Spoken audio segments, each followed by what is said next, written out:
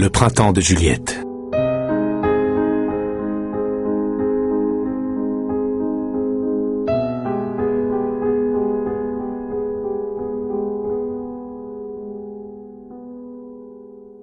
Lorsque je me réveille, les premières lueurs de l'aube éclairent faiblement la chambre. Aussitôt, je tourne la tête vers elle. La regarder dormir, la trouver belle. Sa respiration régulière, son visage serein. La regarder dormir, la trouver belle. Je l'ai toujours trouvée belle, quel que soit le moment de la journée ou de la nuit, quel que soit le moment de notre vie. Assis près du lit, dans un fauteuil, je ne refermerai pas les yeux une seule seconde, parce que ce serait une seconde perdue, inutile. J'aimerais la toucher, mais j'ai trop peur de la réveiller. Alors, immobile, les mains sur mes genoux, je me garde du moindre bruit. Dehors, le soleil apparaît, baignant le jardin d'une douce lumière. Le printemps est là. C'est la saison qu'elle préfère.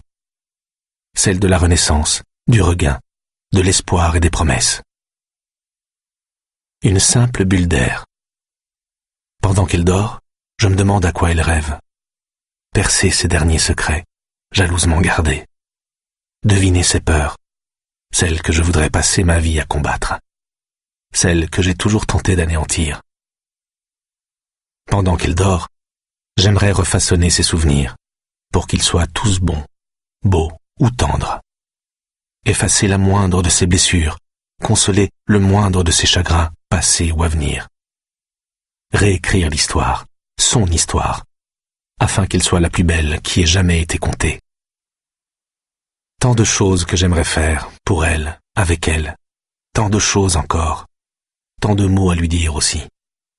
Alors, dans un souffle à peine audible, je me lance. Mes paroles semblent la bercer. Un sourire illumine son visage. Je lui dis combien elle est importante, essentielle, combien ma vie serait vide et triste sans elle.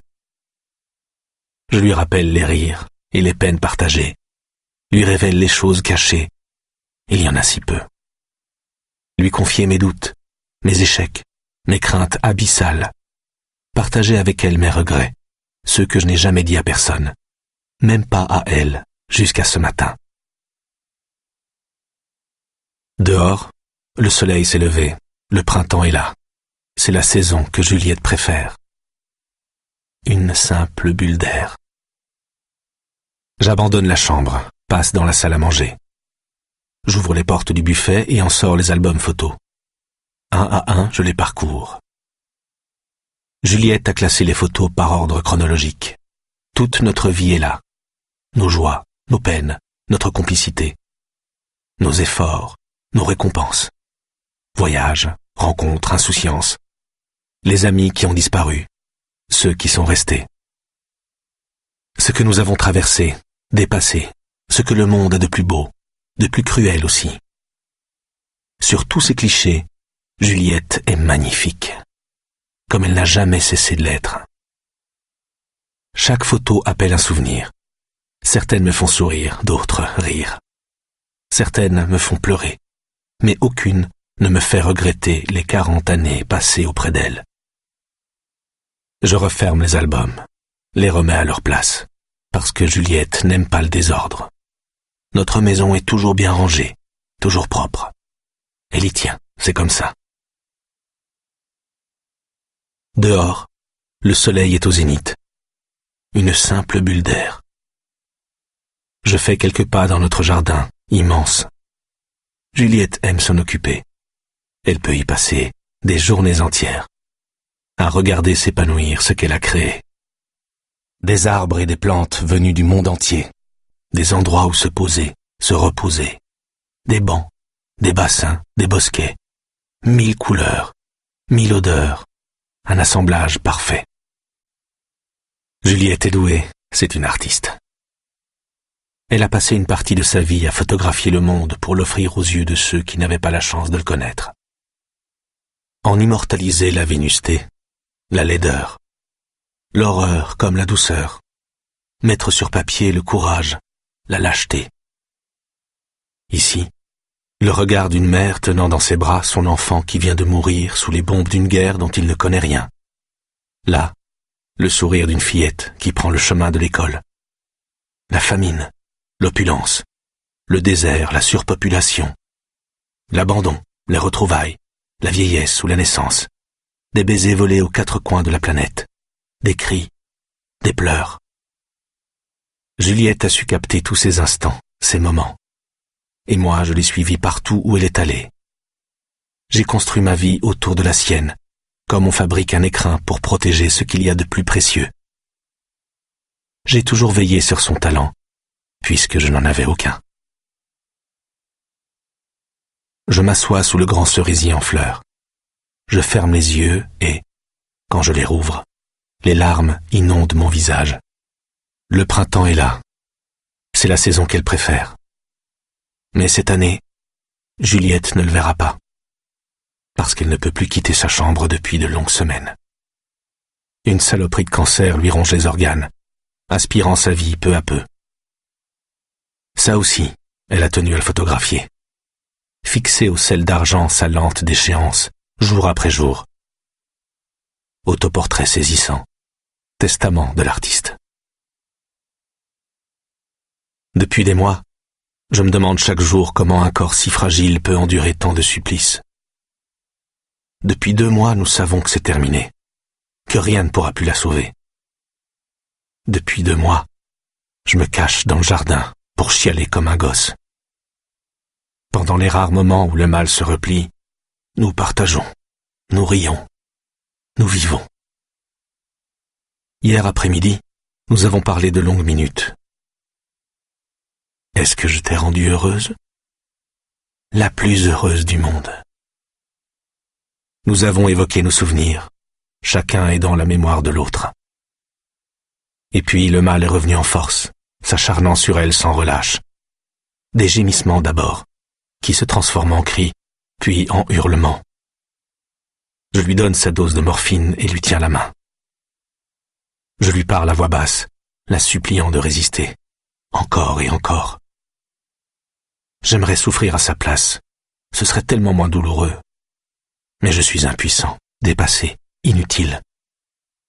Hier soir, quand les douleurs se sont enfin calmées, elle m'a demandé de l'aider. Elle n'a pas eu besoin d'en dire plus. Pas de longues phrases, juste quelques mots et un regard. Aide-moi, Baptiste. Aide-moi. J'ai eu l'impression que le sol s'ouvrait sous mes pieds, que j'étais englouti par le néant. Je me suis enfui de la chambre, je n'ai rien trouvé de mieux à faire que me sauver comme un lâche. L'aider à mourir, la faire disparaître de ma vie, je ne le pourrai jamais. Ne me demande pas l'impossible, mon amour. Je me relève et marche un peu. Je me prends à espérer, à rêver d'impossible. Juliette va s'en sortir, elle a encore des ressources. Les médecins ont pu se tromper, ils se trompent si souvent. Oui, Juliette va gagner son long combat, parce que Juliette ne peut pas mourir. Longtemps, je regarde les rayons du soleil jouer avec l'eau du bassin. Une simple bulle d'air. Je regagne la maison et décide de lui préparer son plat préféré pour le déjeuner. Je sais qu'il ne mangera pas grand-chose, mais ce n'est pas grave. L'important, c'est de lui montrer que je pense à elle, que je veille sur elle, que je suis là, toujours, comme depuis 40 ans. C'est court 40 ans, ça passe si vite. Je m'active devant les fourneaux, et 1 heure plus tard, tout est prêt. Je dispose une assiette et un verre sur le plateau, une rose dans un soliflore. Je pénètre dans la chambre, ouvre les rideaux, puis m'approche du lit. Juliette dort toujours. Elle n'a pas bougé. Soudain, je tombe à genoux. Juliette n'a pas bougé parce qu'elle est morte. Parce que cette nuit, je l'ai tuée. Ça y est, je me souviens. Une simple bulle d'air dans sa perfusion. Je me souviens. Je suis resté auprès d'elle jusqu'à la fin. Une simple bulle d'air. Au travers de mes larmes, je distingue le plateau déjeuner préparé pour elle. Sans doute suis-je devenu fou cette nuit. Mais sans Juliette, que puis-je devenir? Un fou de douleur, de chagrin, de solitude. Dans le tiroir de la table de chevet, je récupère un tube de comprimé. Ceux qui l'aidaient à dormir, à oublier. Elle n'en aura plus besoin, puisque je l'ai tuée. Je prends le verre d'eau sur le plateau et verse le contenu du tube dans le creux de ma main. Sans hésiter une seconde, j'avale les médicaments, puis m'allonge près de Juliette. Le printemps est là, dis-je. Le cerisier est en fleurs. Il doit être magnifique, me répond-elle. Demain, je t'emmènerai dehors, comme ça tu pourras le voir. Oh oui, murmure-t-elle. Je prends sa main, glacée par la mort, la serre très fort. Est-ce que je t'ai rendue heureuse? Sa voix coule doucement vers moi et m'enveloppe tout entier. La plus heureuse du monde. Je souris avant de fermer les yeux. Je crois que je vais dormir un peu, moi aussi.